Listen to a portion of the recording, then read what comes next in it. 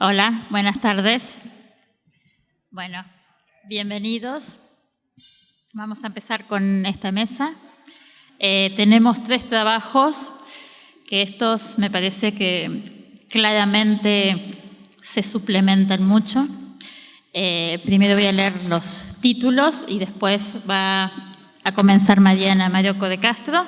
Su trabajo se llama Ciencia y psicoanálisis, una ruptura epistémica, como pregunta. Después tenemos el trabajo de Pedro Carrere, como ¿qué ciencia es el psicoanálisis? Y finalmente el trabajo de Mariana Latorre, Genios y demonios en la ciencia, la dimensión de la verdad o su garantía. Un datito, si observan el programa, verán que esta es la única mesa que en los títulos tienen preguntas. ¿Sí? Es la única mesa donde parece que se hace pregunta. ¿Sí? Así que le doy la palabra a Mariana para que comience. Olá, boa tarde. Eu vou falar em português. Não me escutam? Me escutam? Me escutam? Ok. Boa tarde, eu vou ler o texto em português. Estava o resumo antes, mas a gente pode saltar ele, evidentemente. Bom, a questão que dirige esse trabalho, ainda prematuro e um tanto introdutório, se insere num contexto maior, o da minha pesquisa de doutorado, atualmente em andamento. Embora reconheça a relevância teórica e política do tema da cientificidade da psicanálise, a verdade é que eu cheguei a ele de maneira indireta. Essa questão nasceu de uma anterior, que por sua vez veio de uma outra, e essa outra de outra ainda, como geralmente acontece em qualquer pesquisa, especialmente quando estamos atrás dos fundamentos, sendo esse, de fato, meu ponto de partida. Assim, foi ao me perguntar pelos fundamentos da prática psicanalítica que colidi com a afirmação categórica de uma ruptura entre psicanálise e ciência. Por isso, agora pergunto: em que se apoia o argumento de uma ruptura epistêmica da psicanálise em relação à ciência? Em que consiste essa ruptura?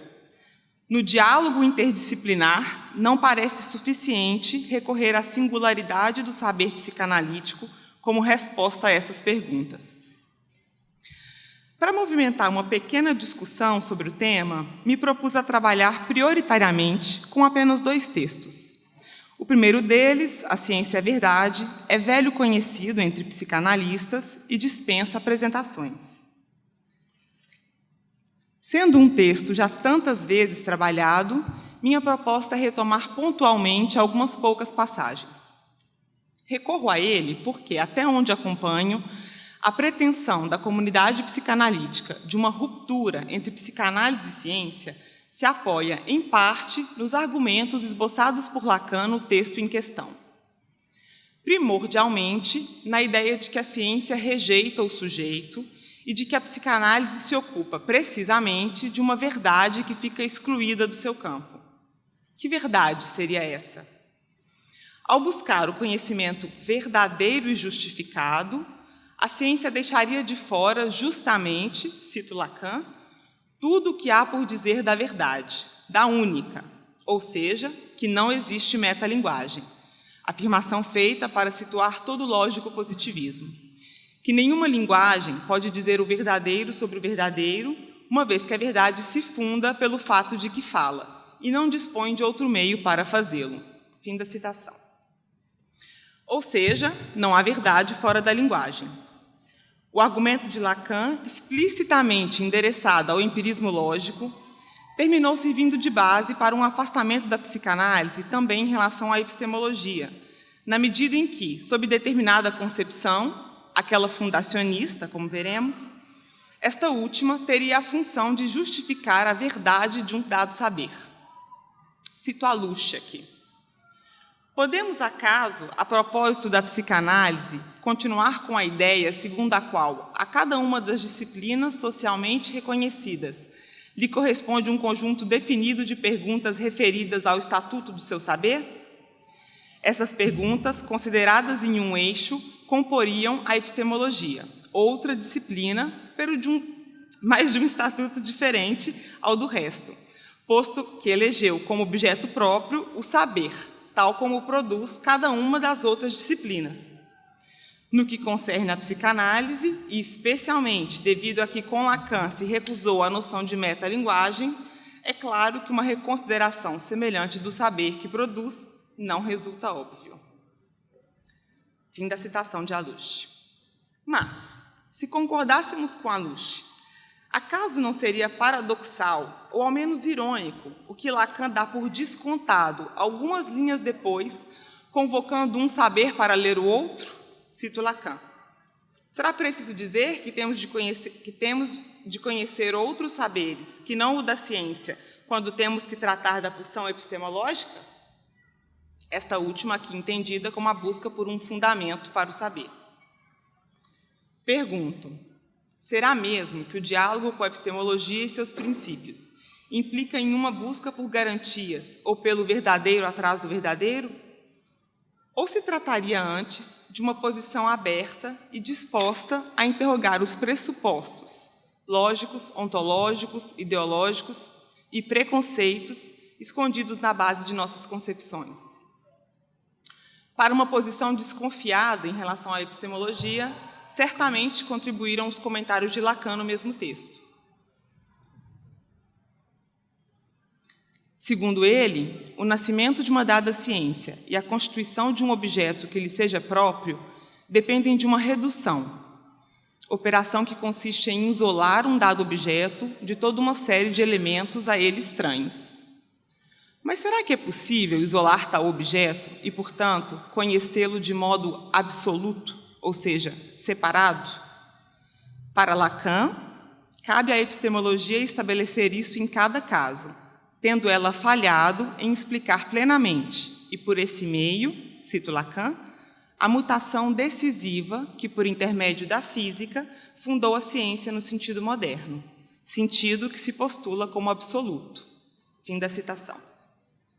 Em outras palavras, as revoluções que fizeram a ciência nascer e se desenvolver como um corpo único desconfirmam, elas mesmas, a posição absolutista que a ciência da época se atribuía. A falha do método da epistemologia terminaria revelando que, cito Lacan, há alguma coisa no status do objeto da ciência que não nos parece ter sido elucidada desde que a ciência nasceu. Fim da citação. Um raciocínio que, convenhamos, abre as portas para a ideia de que algo fica de fora do campo da ciência.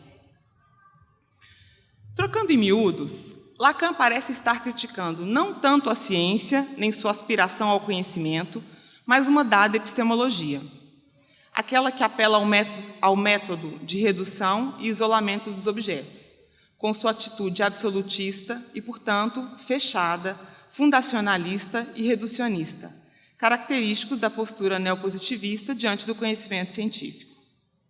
A psicanálise lacaniana rompe com a epistemologia neopositivista, e não com a ciência. A visão neopositivista de ciência buscava definir o que é ciência e o que não é de maneira exclusiva, absoluta e, então, acontextual, isto é, sem levar em consideração discriminantes históricos, sociais e culturais. De fato, as mudanças que a ciência sofreu desde o século XVII contrariam a ideia ingênua de que ela seja histórica, o que já foi gradativamente colocado em xeque desde Kuhn. Mas será que a postura epistêmica do neopositivismo é a postura predominante na discussão epistemológica atual? Colocar-se essa pergunta parece relevante. Nesse contexto, vale a pena lembrar que a discussão sobre a continuidade ou descontinuidade entre psicanálise e ciência se insere num debate mais amplo, aquele sobre a natureza do conhecimento científico. Raramente se menciona o fato histórico de que a polêmica entre psicanálise e ciência, que inclusive entrou em efervescência recentemente no contexto brasileiro, pode ser localizada num quadro de debate mais amplo que atravessou o século XX, aquele da guerra entre duas culturas. O período em questão foi caracterizado pela discussão de dois grupos de autores sobre uma maneira de compreender a ciência. De um lado, os cientistas da natureza ou objetivistas, entre aspas, e de outro, os analistas da ciência ou autores das ciências humanas.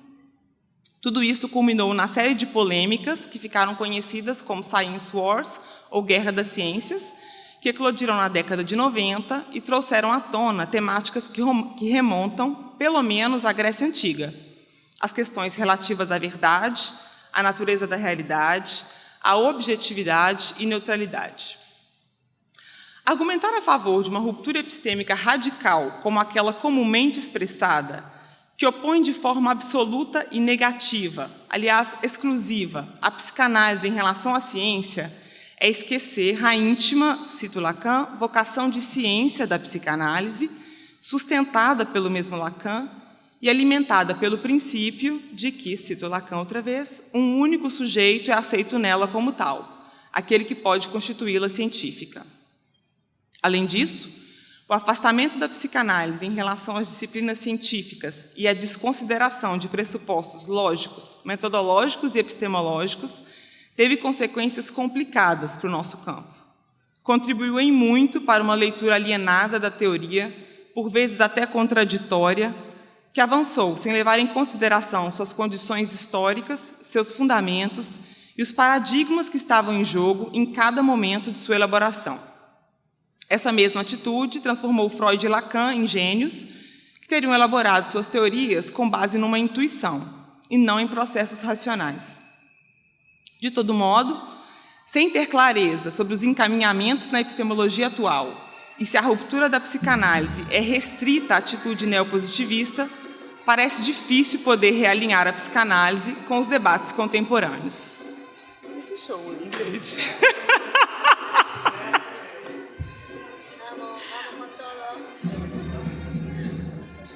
Bueno, com música hacemos hoje. Isso nos encaminha para o segundo texto que pretendo trazer. Esse menos conhecido entre nós. Trata-se da primeira parte do livro Por que ainda a Filosofia, de 2008, escrito por Carlo Cellucci. Escrito por Carlo Cellucci, filósofo italiano e professor emérito da Universidade dos Estudos de Roma. O autor se ocupa, sobretudo, de filosofia da lógica e da matemática, de epistemologia e de metafilosofia. A escolha por um autor de epistemologia contemporânea dá o tom da proposta deste trabalho. Sustentar que os desenvolvimentos na área nos interessam, que o campo da ciência não é estático e que, por essa razão, uma ruptura entre psicanálise e ciência não deve ser considerada normativa. Como o título do livro anuncia, Porque ainda a Filosofia, é o nome do livro, o autor busca discutir se faz sentido fazer filosofia nos dias de hoje, se ela ainda é frutífera ou se tornou um ornamento. A pergunta tornou-se necessária na medida em que, com o surgimento da ciência moderna, esta última invadiu os campos tradicionalmente ocupados pela filosofia, questionando seu papel e tornando sua relegitimação necessária. Sublinho este aspecto interessante. Se, com Lacan, afirma-se que o nascimento da psicanálise depende do advento da ciência moderna no século XVII, o cenário vivido pela filosofia, segundo Cellucci, é precisamente o contrário.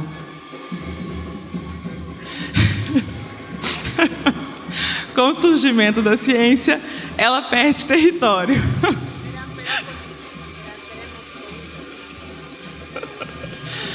Não sei se canto, não sei se leo ou se ballo. Continuou.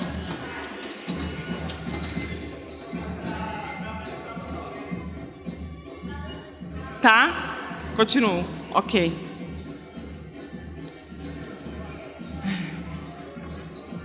Sim. Desculpem-me. O cenário vivido pela filosofia, segundo Cellucci, é precisamente o contrário. Com o surgimento da ciência, ela perde território. Isso serve de indício de como uma separação rigidamente pré-definida entre os saberes pode ser problemática. Segundo Cellucci, diante do golpe que o advento da ciência representou para a filosofia, Os filósofos responderam de formas variadas. Há quem tenha sustentado que a filosofia não há mais nada sobre o que falar e, portanto, deve se calar, Wittgenstein. Quem tenha dito que a ciência é miserável e mira apenas a exatidão, enquanto a filosofia permite entrar em territórios nos quais é possível tornar visível aquilo que não se pode demonstrar, Heidegger.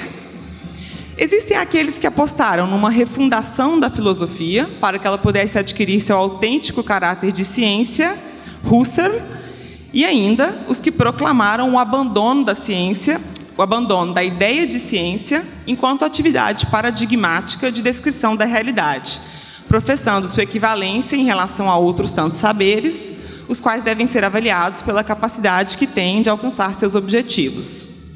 Horthy. Bastaria substituir filosofia por psicanálise e teríamos um bom quadro das diferentes posições que vêm à tona quando abordamos a relação entre psicanálise e ciência. Aqueles para quem a psicanálise não passa de uma pseudociência, está fadada a morrer. Aqueles para quem a psicanálise é a guardiã de uma verdade indemonstrável, que não se reduz ao saber racional.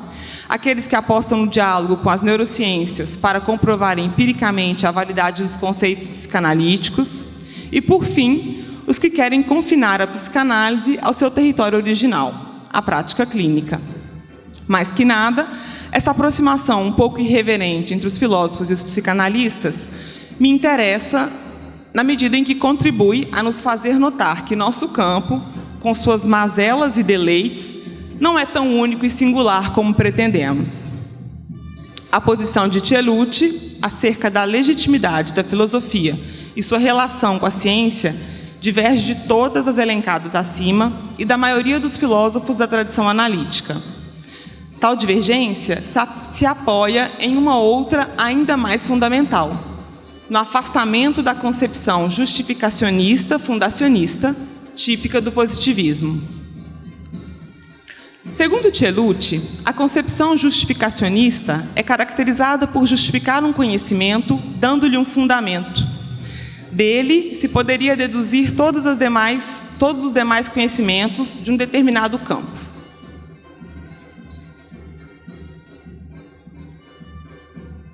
Nessa concepção, a estrutura do conhecimento fica bem ilustrada pela metáfora arquitetônica. O conhecimento corresponde a um edifício cuja fundação seriam os conhecimentos absolutamente sólidos, de justificação indubitável, talvez imediata, no sentido de ser intuitiva e perceptiva, sem os quais o edifício desmoronaria. É fácil ver como essa concepção é própria do empirismo lógico. De um lado, precisa justificar a verdade dos axiomas, os conhecimentos primitivos, para garantir que sejam indubitáveis.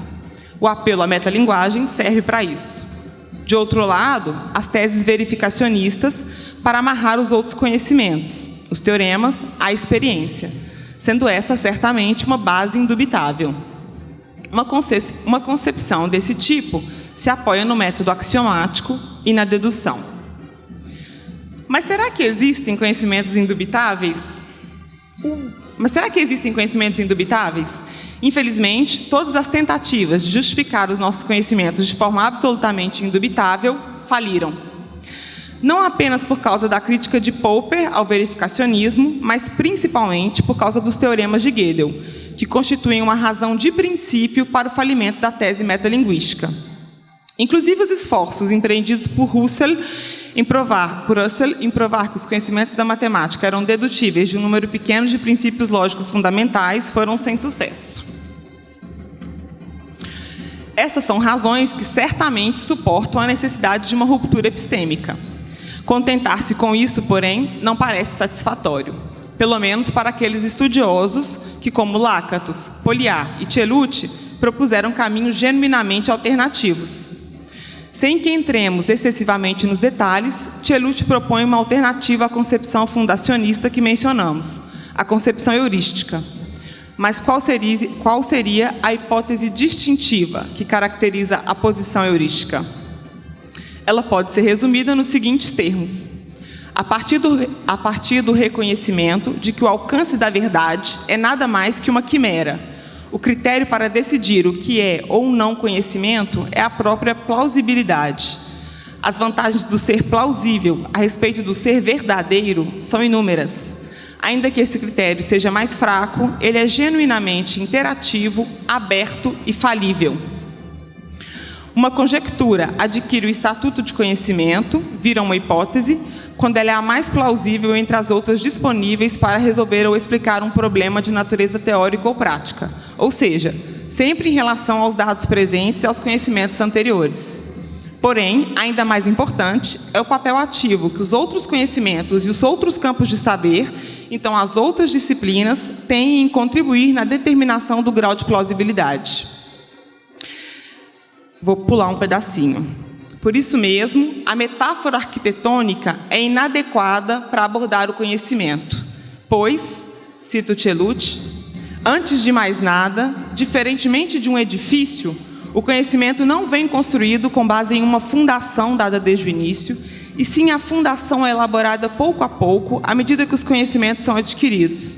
Em segundo lugar, a aquisição de conhecimento não consiste na construção de novos andares do edifício, já que cada passo pode requerer reestruturações dos andares já construídos ou até mesmo sua demolição, ou seja, mudanças nos conhecimentos já adquiridos ou mesmo seu abandono.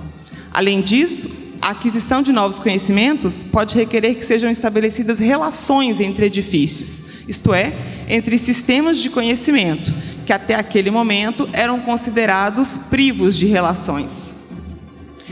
Vou caminhar para concluir com isso.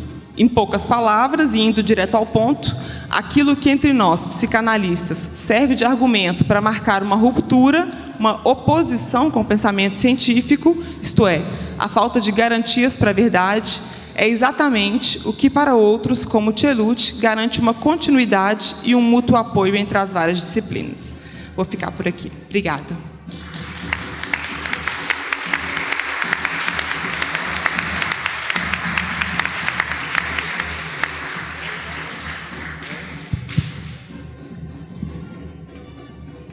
Bueno,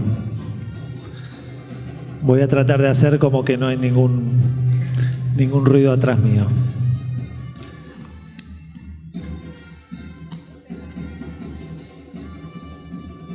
Bueno, el título del trabajo es ese que ven ahí, ¿qué ciencia es el psicoanálisis? No es la idea responder esa pregunta en estos minutos.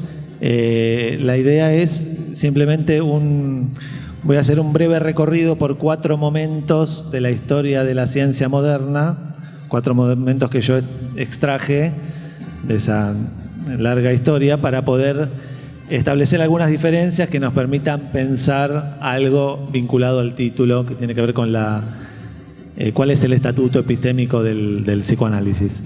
¿Ponés, Juli, la otra? Bueno, esos son los 4 momentos que voy a hacer un recorrido. Me voy a centrar más en los 2 últimos. Ahora los voy a explicar, pero bueno, es un poco el recorrido que voy a hacer es ese. Ahora pon el texto y así lo leen los colegas de Brasil. Bueno, voy directamente al primero de los momentos que estaban ahí, que es las ciencias naturales, sobre todo la física, hacia las matemáticas, lo que es el origen de la ciencia moderna. Como lo destaca Coiré, las matemáticas adquieren en la ciencia moderna un papel fundamental que no tenían en la ciencia aristotélica del medioevo. La ciencia moderna se funda a partir de la integración entre las ciencias naturales, sobre todo la física, y las matemáticas. Para Galileo, el libro de la naturaleza está escrito en lenguaje matemático. Lacan describe esta reducción de la naturaleza física a las matemáticas como el momento en que el cosmos fue silenciado. El movimiento de los astros, que antes de la modernidad era una fuente de significados, queda reducido a la fórmula de la gravitación universal de Newton. El universo se convierte en un gran mecanismo de relojería y la ciencia en la encargada de conocer las leyes matemáticas que rigen el funcionamiento de sus engranajes. El segundo de esos momentos, cada uno de estos momentos que voy a ubicar tienen que ver con esta cierta integración entre 2 campos de saber tradicionalmente disyuntos, ¿no? El segundo es las ciencias humanas hacia las ciencias naturales, lo que se puede pensar como el positivismo, al menos en el positivismo en ciencias humanas. Durante el siglo XIX, las flamantes ciencias humanas buscaban garantizar su cientificidad mediante los mismos métodos de explicación de los hechos y justificación de teorías que los aplicados en las ciencias naturales. La idea era que las disciplinas humanas debían poder establecer leyes generales a partir de las cuales explicar y predecir la realidad en los mismos términos en que lo hacían las ciencias de la naturaleza. Poder explicar los cambios en el mundo social sería tan solo mucho más complicado que en el mundo natural, pero la metodología sería la misma. Se trata del contexto epistémico en el cual Freud crea el psicoanálisis y lo presenta como una más entre las ciencias naturales.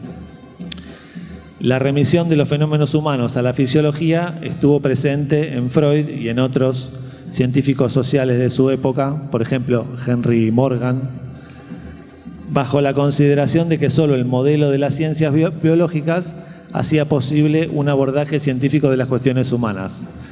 Para el positivista, solo hay un tipo posible de racionalidad. Paso al tercero de los momentos que les dije. Son ahora las ciencias humanas hacia las matemáticas, lo que se puede pensar como el movimiento estructuralista. Lacan refiere a este momento como un nuevo orden de las ciencias que vendría a rectificar la maniobra positivista para las ciencias humanas. A pesar de rechazar explícitamente el monismo metodológico del positivismo, es decir, la idea de que todas las ciencias comparten el mismo método, Lacan eso lo dice explícitamente, digamos.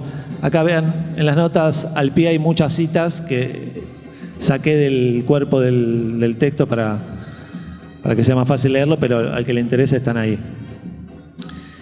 A pesar de rechazar ese monismo metodológico del positivismo, Lacan rechaza también otras posiciones que proponen una epistemología autónoma para el campo de las ciencias humanas, como la hermenéutica y las filosofías de la comprensión. En su lugar se apoya en el estructuralismo levi-straussiano como estrategia para sacar al psicoanálisis del reduccionismo biologicista de Freud. Levi-Strauss, sirviéndose de los desarrollos de la fonología y de la lingüística estructural, propone hacer extensiva la noción de estructura a cualquier ámbito de la cultura humana, dado que todos ellos podrían ser entendidos como un sistema de signos, que es como Saussure define la lengua. El lenguaje, a partir del desarrollo de la fonología y de la lingüística estructural, sería el fenómeno social que más se presta a un estudio científico por lo siguiente, ¿no? En esta cita se ve el sentido, el concepto de ciencia que tiene Levi-Strauss. En primer lugar, es una cita de Levi-Strauss, ¿no? de antropología estructural. La fonología pasa del estudio de los fenómenos lingüísticos conscientes al de su estructura inconsciente. Rehúsa tratar los términos como entidades independientes y toma como base de su análisis, por el contrario, las relaciones de los términos, introduce la noción de sistema o estructura. Finalmente busca descubrir leyes generales, ya sea que las encuentre por inducción o bien deduciéndolas lógicamente, lo cual les otorga un carácter absoluto. De esta manera, y por primera vez, una ciencia social logra formular relaciones necesarias. Esto es como a lo que apunta Levi-Strauss, a matematizar las ciencias humanas en este sentido, relaciones necesarias, ¿no? A partir de estas consideraciones, dice Levi-Strauss que la cientificidad de la lingüística está garantizada porque en el estudio del lenguaje se puede afirmar que la influencia del observador sobre el objeto de observación es despreciable. No basta que el observador tome conciencia del fenómeno para que éste se modifique a causa de ello. Es decir, en el carácter inconsciente de los fenómenos lingüísticos reside su objetividad, la cual para Levi-Strauss, como para todos los modernos, es un sinónimo de cientificidad. Así como para Galileo las leyes de la naturaleza son matemáticas, el estructuralismo se orienta hacia un tratamiento matemático de las cuestiones humanas. Las ciencias conjeturales de Lacan dan cuenta de su adhesión a la propuesta levi-straussiana. Las leyes de la intersubjetividad son matemáticas, dice Lacan. Es decir, que la legalidad del vínculo social podría reducirse en última instancia a una pura combinatoria de elementos mínimos, más allá de la multiplicidad de las variaciones históricas.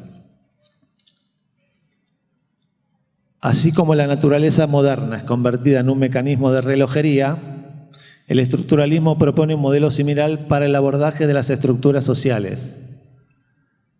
Bueno, por esto mismo y por otras cosas en las que no me voy a detener, hay varios autores que a Lévi-Strauss no solo lo consideran moderno, que de hecho lo es, sino positivista, por rechazo a la metafísica, racionalidad única, buscar patrones universales y objetivos, etc. Bueno, voy al cuarto momento, que son ahora las ciencias naturales, la física sobre todo, yendo hacia las ciencias humanas. Esto tómenlo con pinzas, es algo que me sirve a mí para ordenar algunas cuestiones. Ahora lo voy a fundamentar, pero hay que tomarlo con pinzas. Lo que se puede pensar este movimiento, este cuarto momento, como los desarrollos de la mecánica cuántica. Ahora voy a tratar de explicar esto de por qué hacia las ciencias humanas, hacia lo humano. Este cuarto momento se refiere a ciertos hallazgos científicos que ponen en cuestión el uso de las matemáticas como recurso para eliminar la influencia del observador, que es lo que decía Lévi-Strauss como posibilidad también para las ciencias humanas, ¿no? La reducción del lenguaje a una pura combinatoria resulta pertinente a la hora de tratar el conjunto finito de los fonemas y sus posibles articulaciones. En ese sentido, Lévi-Strauss propone que los fonemas de una lengua podrían ordenarse en una tabla periódica como la de Mendeleev. Sin embargo, en cuanto entra en consideración el problema del sentido y sus particularidades históricas, la estructura del lenguaje excluye cualquier posibilidad de totalización para pasar a ser, en palabras de Derrida, un juego de sustituciones infinitas en la clausura de un conjunto finito. Las posibles sustituciones son infinitas porque a ese campo le falta un centro que detenga y funde el juego de las sustituciones, dice Derrida. En ese sentido, habrá que entender la noción de estructura como afectada por una situación paradojal, tal como lo especifica con claridad Umberto Eco. Dice Eco en la estructura ausente. Si la estructura existe, no puede ser definida. No hay metalenguaje que la pueda aprisionar. Si llega a individualizarse, ya no es la última. Se trata de una legalidad homóloga al principio de incertidumbre de Heisenberg para la física. Según él mismo, en el mundo cuántico no es posible establecer a un mismo tiempo dos magnitudes, como la velocidad y la ubicación de una partícula en el espacio. Si tenemos la velocidad, nos falta la posición y viceversa. No nos queda otra que elegir qué magnitud o qué aspecto de la realidad, digámoslo así, vamos a conocer. Esta versión no determinista de la estructura pone en cuestión la posibilidad de una realidad objetivable en términos de relaciones de necesidad y libre de la influencia del observador. La misma da cuenta de un momento de la ciencia moderna en la que por primera vez la física y las cuestiones humanas entran en relación, a diferencia del surgimiento de la ciencia moderna, ¿no? Al mismo tiempo que ambos campos de saber parecen transgredir el ideal de la reducción matemática. En su artículo sobre el concepto de estructura matemática, citado por Lacan en el Seminario 14, Marc Barbudt hace una salvedad respecto de la aplicación del concepto en ciencias humanas. Allí hace referencia a la oposición y el contraste entre la riqueza de las estructuras con que tienen que vérselas las ciencias del hombre y la pobreza general relativa de aquellas a las que se refiere el matemático. Esta oposición pone en evidencia el hecho de que la gran eficacia de los modelos matemáticos se paga con una reducción de los fenómenos a los que se aplican a una simplicidad que raramente corresponde realmente a los objetos de las ciencias humanas. Cuando lo real es complejo, como lo es igualmente en el caso de las ciencias físicas, es necesario, cuando las matemáticas en su estado actual se aplican a él, no perder de vista que aquellas solo retienen en sus estructuras algunas características que sin duda son interesantes y cuentan, pero hay que saber determinar cuáles son estas y no olvidar que el objeto de las ciencias sociales no se reduce a ellas y en general las trasciende. Bien, a diferencia de la tentativa estructuralista, Barbudt propone recuperar la distinción entre ciencias humanas y matemáticas. Al mismo tiempo asocia la física al campo de las ciencias humanas por el tipo de complejidad de sus fenómenos.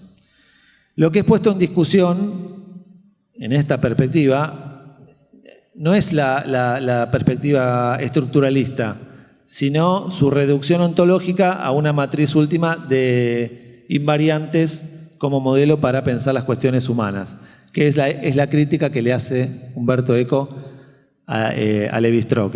No sería la crítica, lo que mencionaban antes de Juliana y Rosella, de la crítica del Mayo francés, es otro tipo de crítica que tiene que ver no con cuestionar la noción de estructura o el estructuralismo, sino con repensar el estatuto de la estructura, no ya en la línea levi-straussiana, que Lévi-Strauss está en Lévi-Strauss, digamos, la deriva hacia buscar los invariantes de lo que él llama el espíritu humano, más allá de las variaciones históricas de las distintas sociedades, ¿no? Hay como una deriva hacia ahí, que es lo que Eco, en la estructura ausente, le cuestiona a Lévi-Strauss. Desde esta perspectiva, la estructura de la naturaleza, así como la de los fenómenos sociales, dependerá de las circunstancias particulares del dispositivo experimental, entendida esta como una interacción entre el observador y lo observado. La naturaleza ya no será un mecanismo de relojería, sino una realidad que habrá que pensar contextualmente.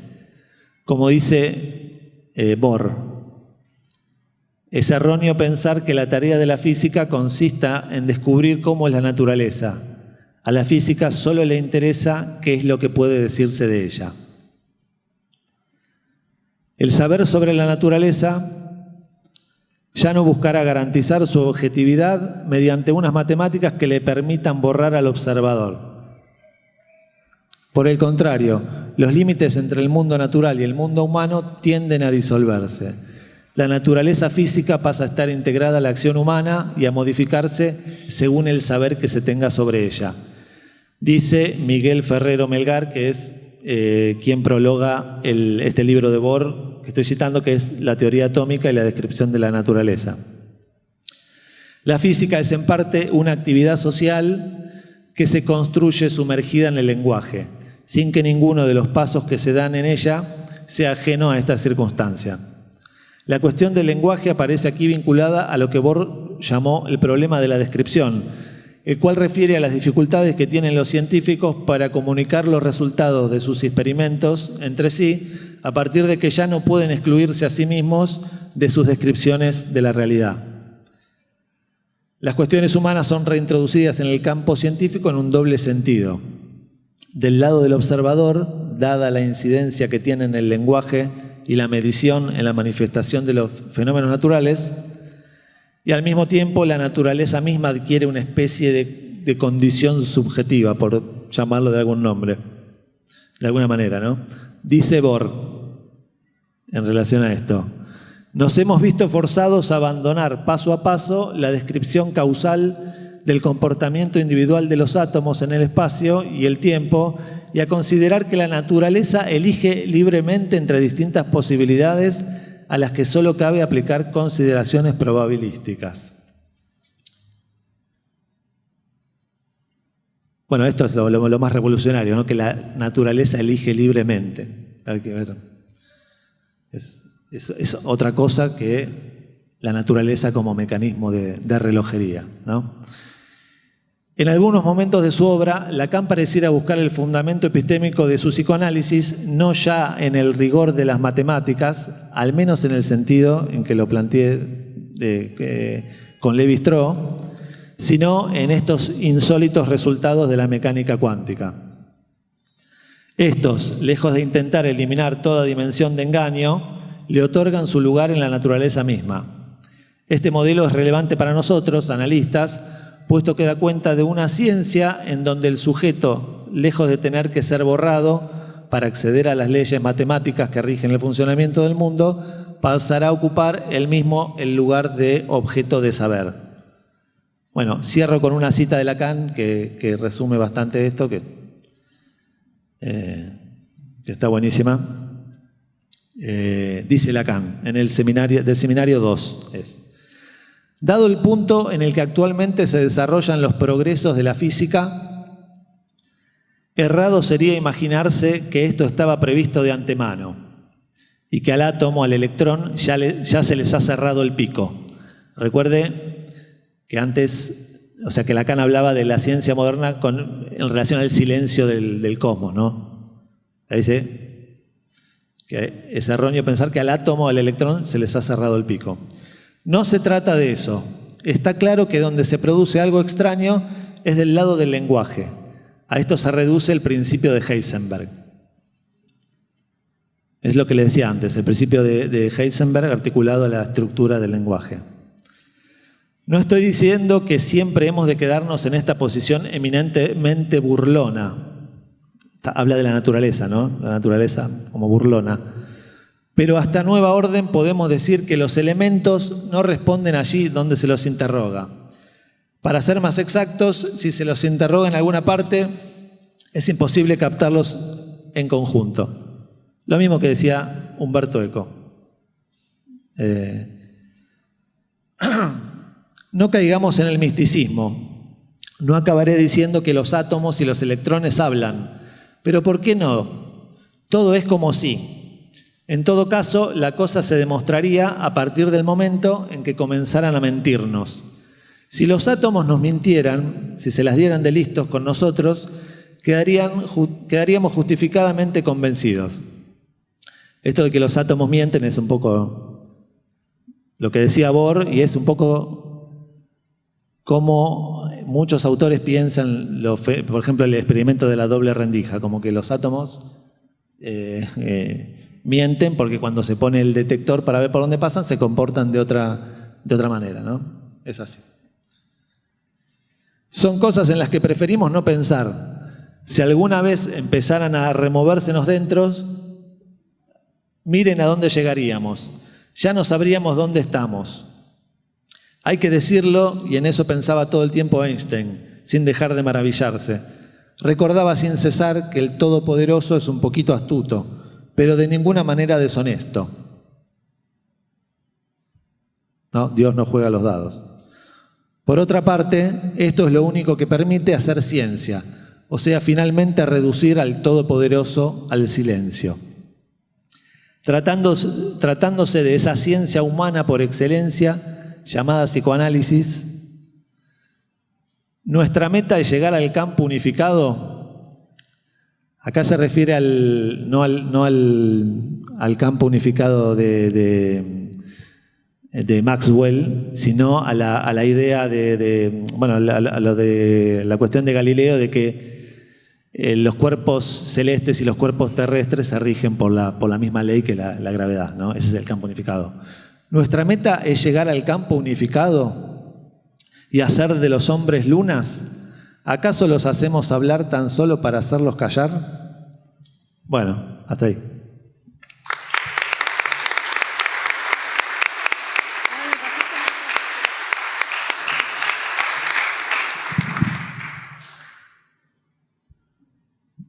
Hola, hola, hola. Sí, ahí, gracias.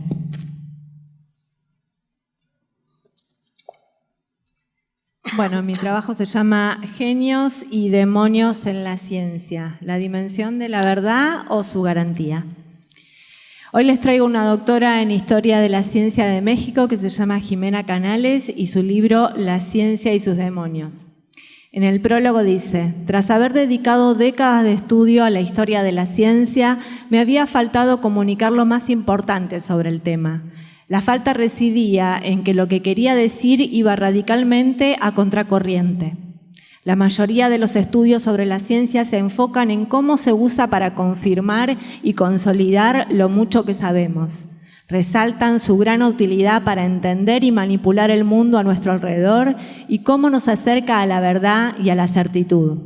Pero lo más emocionante de la ciencia me parecía justo lo contrario, los aspectos de la ciencia que cambian nuestra realidad palpable, que abren nuevos territorios frente a nosotros y que introducen novedades insospechadas que no entendemos a fondo y que no sabemos cómo controlar.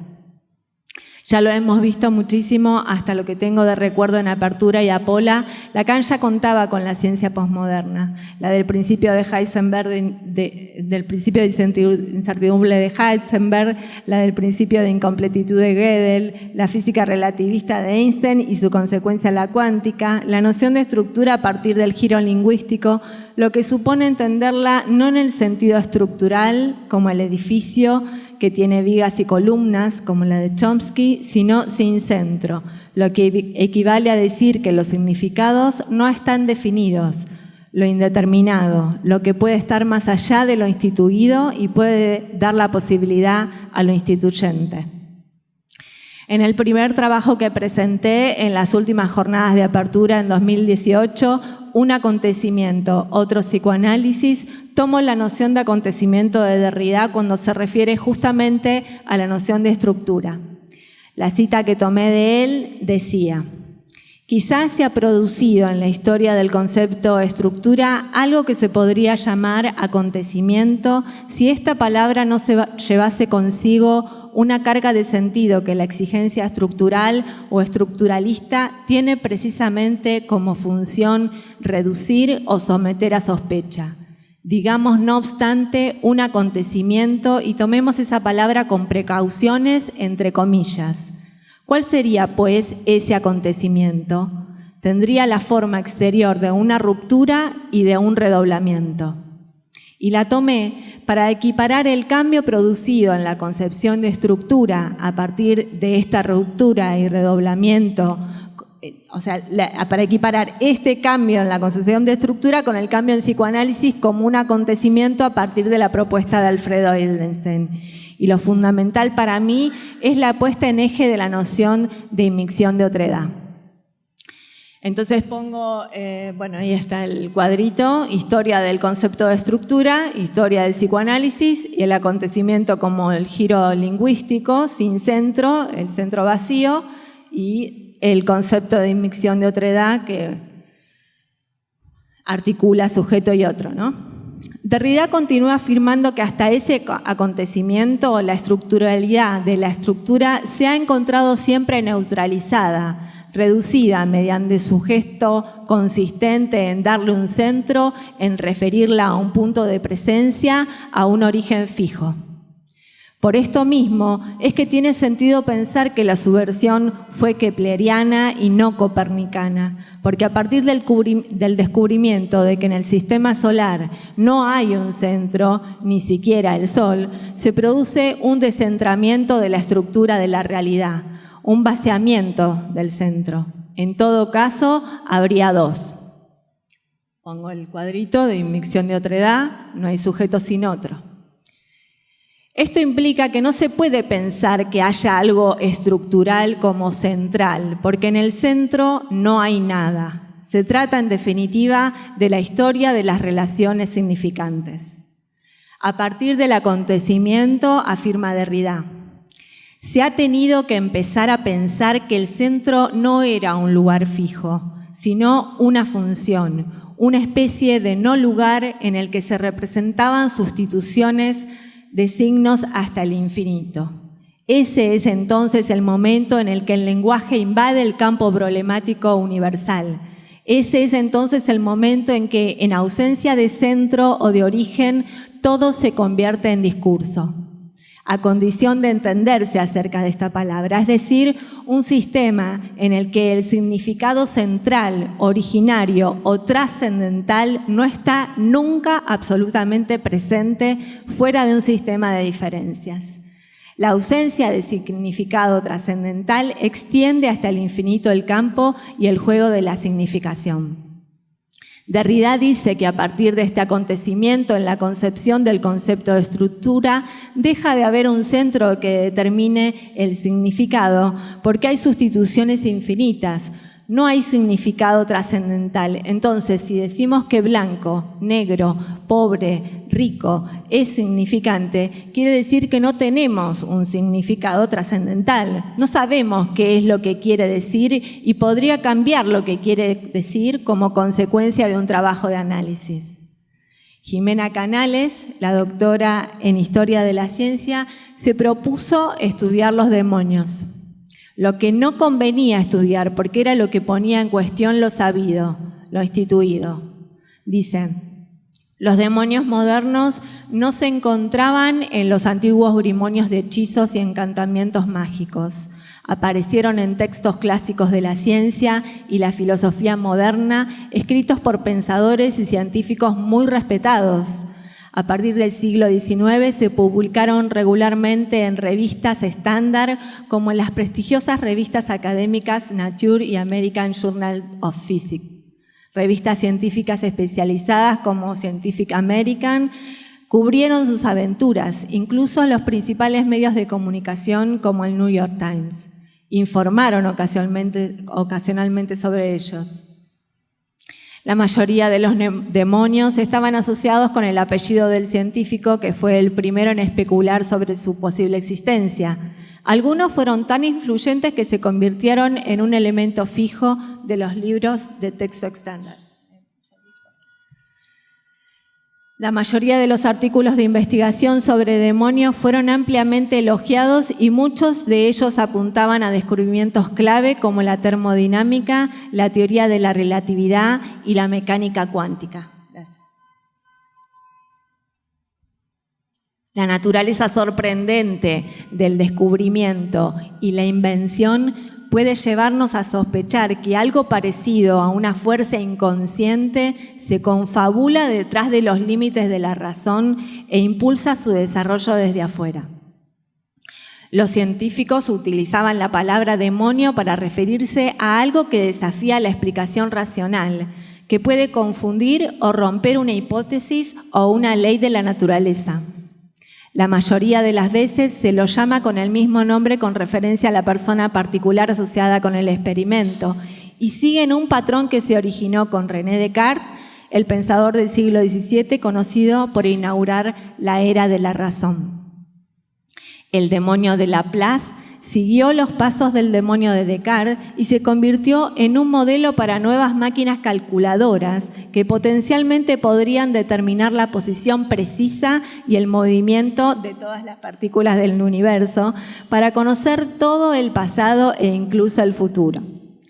Estos dos demonios pronto se enfrentaron a la dura competencia de la criatura victoriana llamada demonio de Maxwell, que podía causar estragos en el curso habitual de la naturaleza.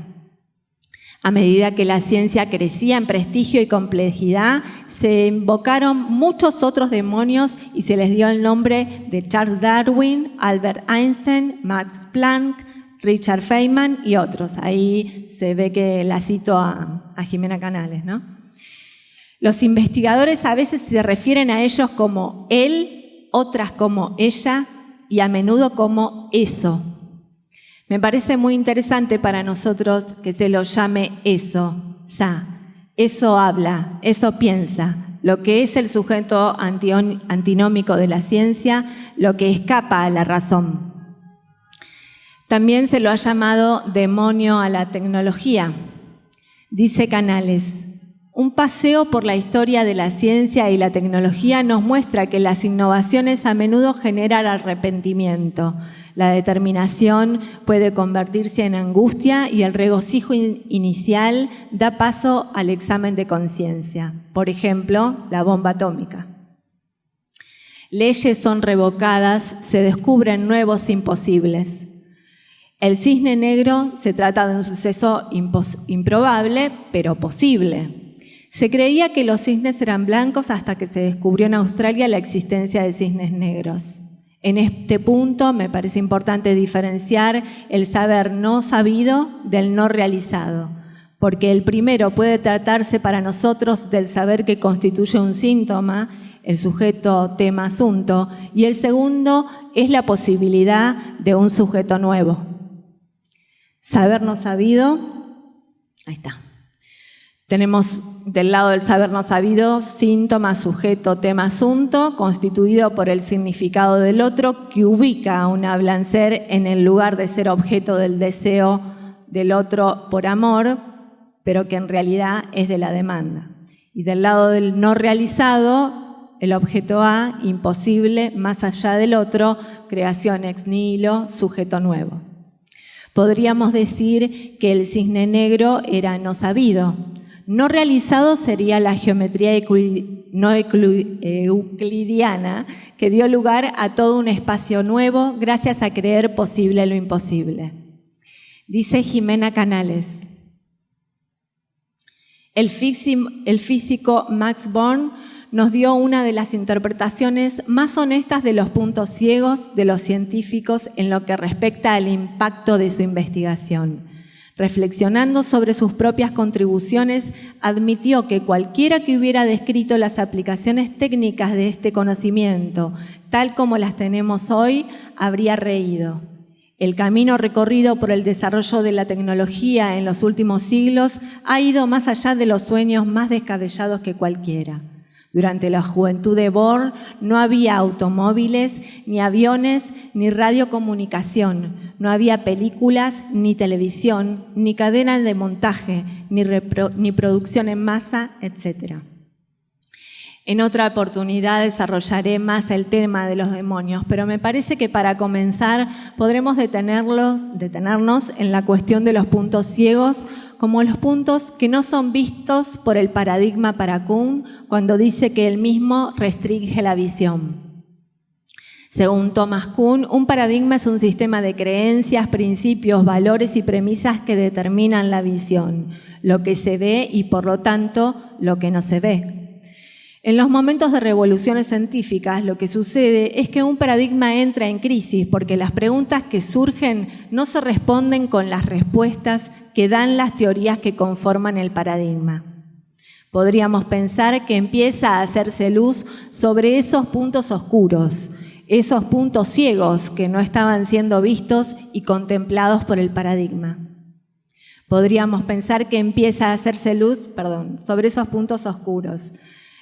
Tal vez esos puntos fueran sostenidos como imposibles, como es el caso de las paralelas en la geometría euclidiana. Sin embargo, ese punto de imposible es posible en la geometría proyectiva que dio lugar a un espacio nuevo.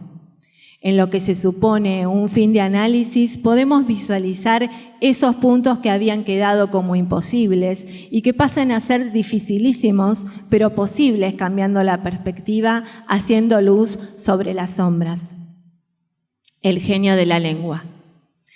Por otro lado, me parecía interesante pensar la cuestión del genio de la lengua. Gerardo Vázquez Ayora, en su obra Introducción a la Traductología, lo define como el conjunto de rasgos que cada lengua posee y que la hacen única y diferente de las demás. Desde este punto de vista, toda lengua posee un espíritu propio, es decir, un proceder privativo y singular que la constituye y, en otras palabras, una preferencia secreta. Eduard Sapir, antropólogo y lingüista de Polonia, en el siglo XX decía: esta especie de plan o genio estructural de la lengua es algo mucho más esencial, más dominante incluso que cualquier otra característica del idioma que podamos mencionar. Y tampoco podemos tener una idea satisfactoria de su naturaleza mediante la mera enumeración de los aspectos diversos que componen la gramática de una lengua.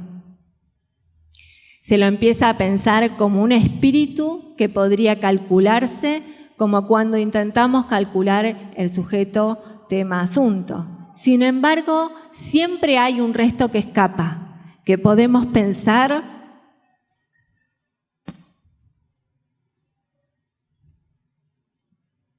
como la gran creación de Lacan. Perdón. Sin embargo, siempre hay un resto que escapa, que podemos pensar como la gran creación de Lacan, el objeto A, que es la posibilidad de las nuevas creaciones ex nihilo, sin ninguna garantía, porque por definición es más allá de lo determinado por lo establecido de un discurso. Es por lo que es imposible el discurso amo, porque siempre está lo que escapa a la determinación. La causa siempre cojea. Por suerte es posible cambiar lo que hubo parecido destino. Si no, ¿cómo podríamos existir los psicoanalistas? Si no es viniendo al lugar de otro que dé la posibilidad de un mundo nuevo.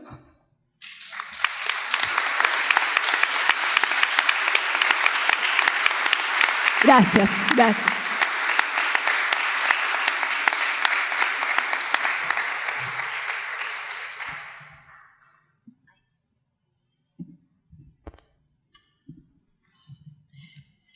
Bueno, damos espacio a preguntas, comentarios.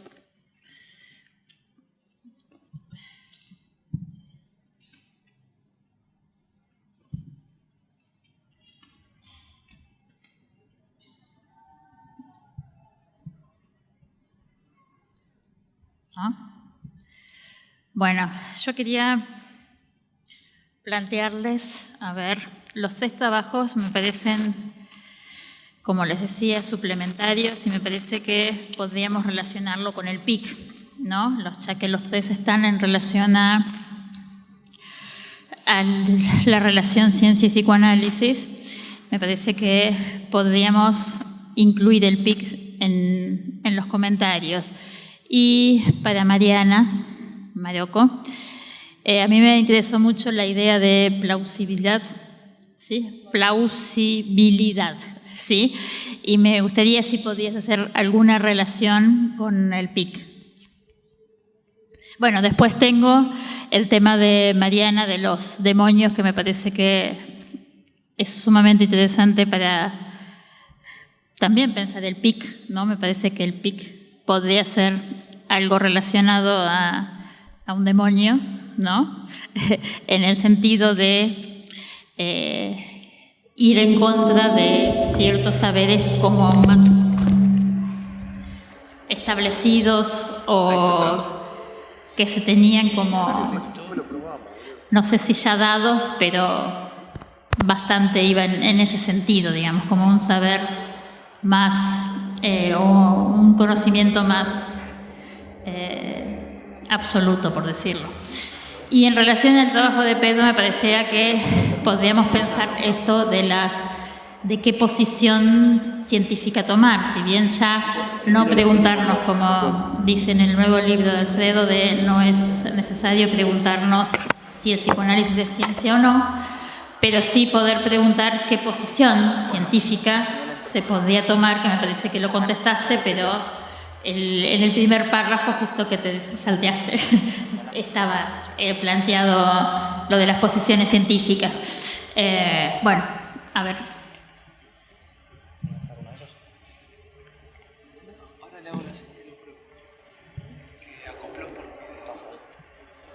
Bom, vou te responder em português devagar. Esse livro, o tema da plausibilidade, eu trago a partir de Celucci.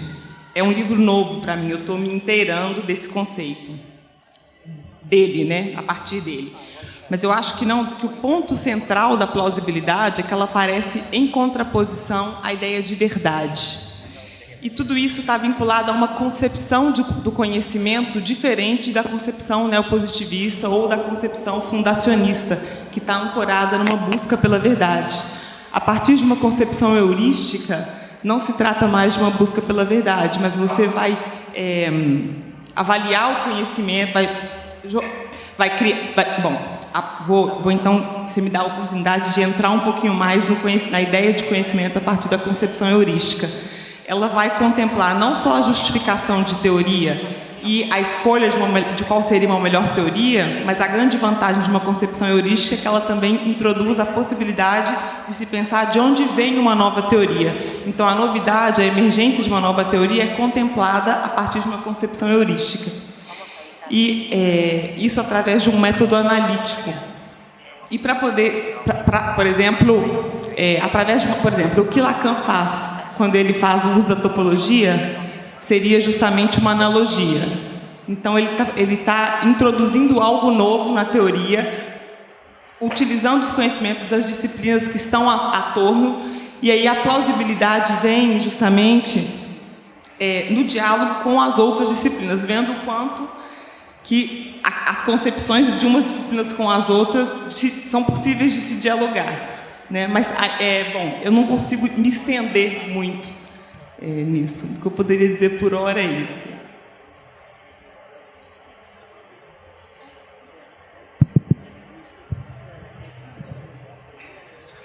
El propósito del trabajo, me preguntás por la posición científica, era establecer algunas diferencias, digamos, para pensar a qué... Porque en Lacan aparecen muchas cosas que no todas, me parece a mí, concuerdan. Por ejemplo, esto no es lo mismo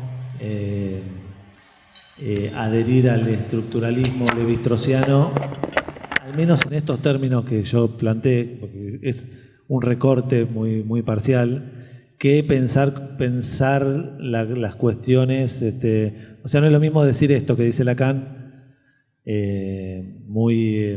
cuando está más imbuido del estructuralismo de Levi-Strauss, que dice las leyes de la intersubjetividad son matemáticas, que el modelo de la mecánica cuántica. A mí me parece que son cosas distintas. Ni siquiera estoy diciendo que Lacan es más uno que otro. Aparecen los dos en Lacan. Y bueno, no sé. Por eso aclaré al principio que el objetivo era establecer algunas diferencias que permitan avanzar en esta cuestión del estatuto epistémico del psicoanálisis. Pero, o sea, Lacan lo dice que para pensar la cuestión del lugar del psicoanálisis entre las ciencias, para pensar si le corresponde ahí un lugar o no, hay que revisar primero la cuestión de qué es la ciencia. Entonces, yo aclaré que no me iba a proponer responder esa pregunta que hago, que quizás ni siquiera es buena pregunta porque ya supone que el psicoanálisis es una ciencia. No importa, es para avanzar, pero estableciendo estas diferencias. Que son referencias de Lacan, pero que para mí no son parte del mismo rompecabezas, digamos, son cosas distintas. Hola. Hola, sí. Sí, totalmente. Para mí me parece que la propuesta es que sea como una máquina endemoniada, ¿no? Para poner en cuestión lo sabido. Sí, totalmente. O sea, y que produzca instituyente, ¿no? O sea, que ponga en cuestión lo que se sabe, que se estudie, por supuesto, todo lo que se sabe, que se tenga lo que sirva y lo que empiece a no servir, bueno, se tendrá que dejar, ¿no? Gracias.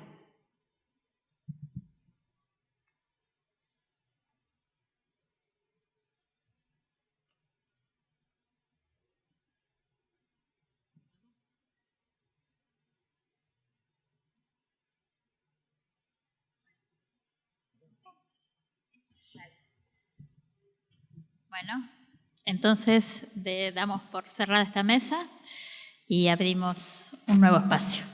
¿Sí?